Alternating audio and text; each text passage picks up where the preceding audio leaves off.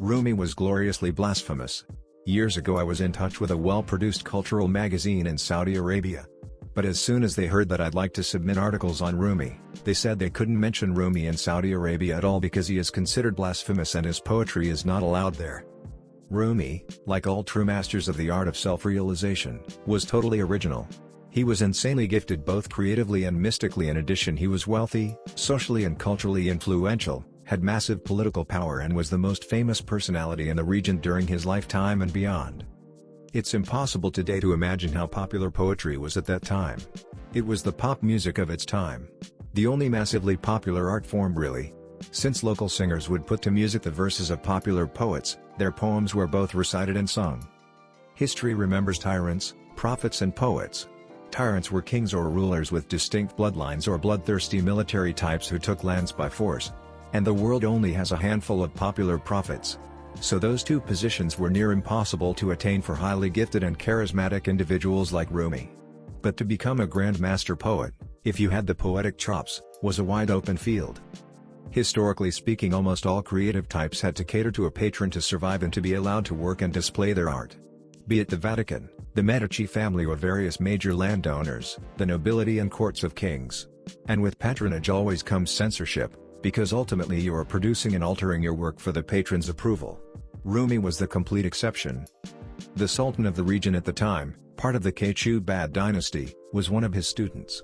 So in essence Rumi was above the king, hence above the military and certainly above the big mosque and all the clerics. This, in addition to his own independent lifestyle, gave him enormous power to express himself without any reservation. He also became the head of his tribe at the age of 24, upon the passing of his father, so he didn't even have to submit to a paternal authority like most young men of his time. Rumi was totally his own man.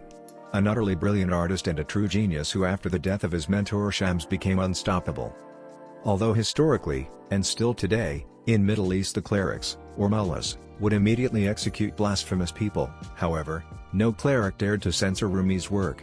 So the result is not just one or two lines but hundreds of Rumi poems that are openly anti-religion and pro-self-empowerment. I have several examples of Rumi's blasphemous poems on my Rumi Network website in the Rumi Poetry section. 4 such poems are below. 1. I have lost myself in God, and now God is mine. Don't look for him in every direction, for he is in my soul. I am the Sultan. I would be lying if I said that there is someone who is my Sultan. 2.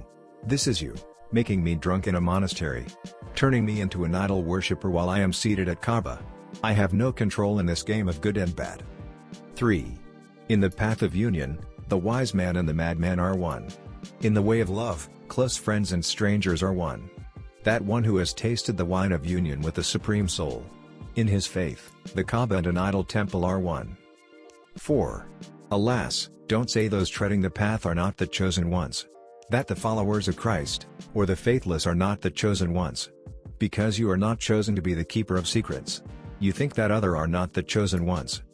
Almost all his anti-religion poetry are from his first collection titled Divani Shamsi Tabrizi, which has been my subject of study from day one.